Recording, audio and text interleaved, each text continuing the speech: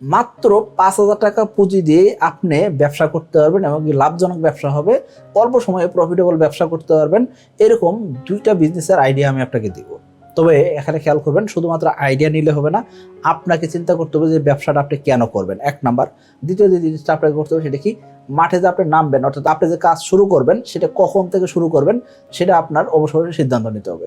Video শেষ করার সাথে সাথে আপনি যদি সিদ্ধান্ত নিতে পারেন তাহলে ইনশাল্লাহ আশা করা যায় যে আপনি কালকে থেকে, পরশুদিন থেকে বা 2 দিন পর থেকে আপনি কাজ শুরু করবেন। এরকম যদি আগ্রহ থাকে সেই ক্ষেত্রে আমি বলবো আপনাকে ভিডিওটা কন্টিনিউ করেন।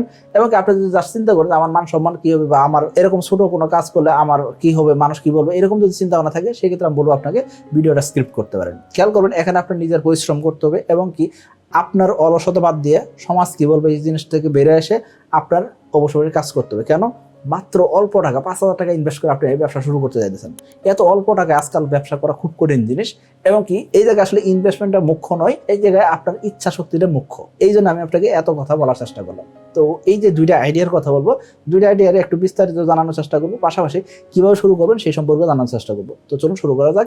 এখনো যারা চ্যানেলটিকে সাবস্ক্রাইব করেনি সাবস্ক্রাইব করে দিবেন, বেল বাটন প্রেস করে দিবেন যাতে নতুন নতুন যত ভিডিও আসে সবগুলো দেখতে পারেন। দেখুন বর্তমান সময়ে আমরা সকলে কিন্তু বিষমুক্ত খাবার খাইতে চাই এবং কি আমরা অর্গানিক খাবার খাইতে চাই, পাশাপাশি পুষ্টিকর খাবার খাইতে চাই।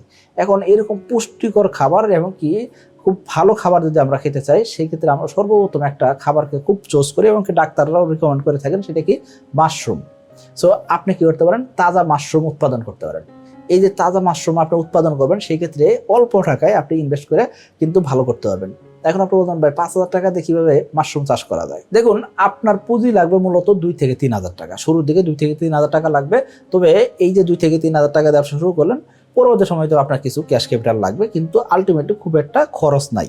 তো আপনি এই যে তাজা মাশরুমের যে ব্যবসাটা করবেন এটা আপনি গ্রামে বসে করতে পারবেন, শহরে করতে পারবেন, যে কোনো জায়গায় করতে পারবেন।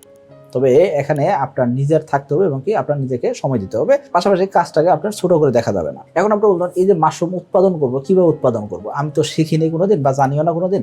আমি আজকে প্রথম শুনলাম যে মাশরুম উৎপাদন করে ভালো লাভ করা যায় এবং কি অল্প টাকায় বিনিয়োগ করে ভালো করা যায়। তো এই ক্ষেত্রে আমি আপনাকে বলবো মাত্র 17 টাকা, 15 টাকা বা 20 টাকার আশেপাশে হয়তো বা মাশরুমের বীজ পাওয়া যায়। তো আপনি মোটামুটি 2 থেকে 3,000 টাকার যদি মাশরুমের বীজ কিনে নিয়ে আসেন এবং কি আপনি ইউটিউব থেকে শুরু করেন, বিভিন্ন জায়গা আজকাল কিন্তু মাশরুম চাষ কেমনে করতে হয় সেটা আপনি দেখতে পারবেন। সো মাশরুম চাষটা আপনি শিখে নিতে পারেন।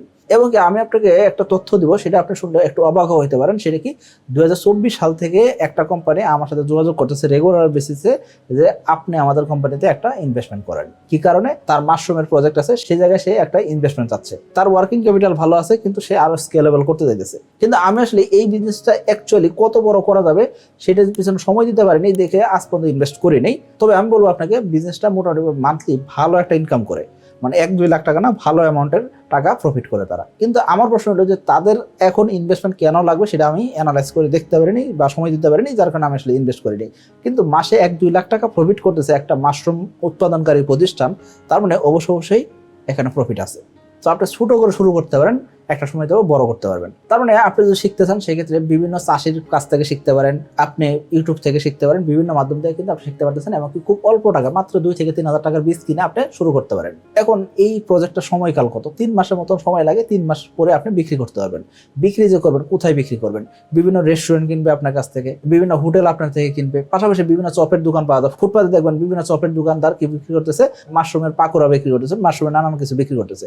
সো আপনি অ্যাভেলেবল বিক্রি করতে পারবেন। সো বিক্রি নিয়ে আপনার এত চিন্তা না, যদি আপনি সঠিকভাবে উৎপাদন করতে পারেন। আমাদের তালিকায় দ্বিতীয় যে বিজনেসটি রয়েছে সেই বিজনেসটা আপনি অল্প টাকায় করতে পারবেন। আমরা বর্তমান সময়ে ডায়েট ফুড নিয়ে খুব সচেতন, কারণ কি আমরা শহরের জীবনে এতটাই ব্যস্ত হয়ে গেছি, পাশাপাশি আমরা ফোনের পিছনে এতটাই সময় দেই বা সোশ্যাল মিডিয়াতে এতটাই সময় দেই, যার কারণে আমাদের আসলে প্রপার এক্সারসাইজ করা হয় না। কিন্তু আমরা দিন শেষে চাই কি এক্সারসাইজও করবো এবং কি আমরা এটাও চাই যে আমরা ডায়েট প্রোডাক্ট খাবো, যে খাবার খাইলে আমাদের শক্তি এনার্জি ঠিক থাকবে, কাজে মনোযোগ থাকবে। এই ধরনের প্রোডাক্ট আমরা কিন্তু কিনতে চাই বা এই ধরনের খাবার আমরা খাইতে চাই। তো এই ধরনের প্রোডাক্টের ভিতরে কি কি আছে? তিসি আছে, তুকমা আছে, ইসুপগুলো বসে আছে। এই ধরনের প্রোডাক্টগুলো আজকাল অনলাইনে খুব ভালো বিক্রি হইতেছে। আপনি কল্পনা করতে পারবেন না এই ধরনের প্রোডাক্ট দিয়ে বহুত ধরনের প্রোডাক্ট বানায় বিক্রি করতেছে, জাস্ট প্যাকেটজাত করতেছে এবং তারা বিক্রি করতেছে।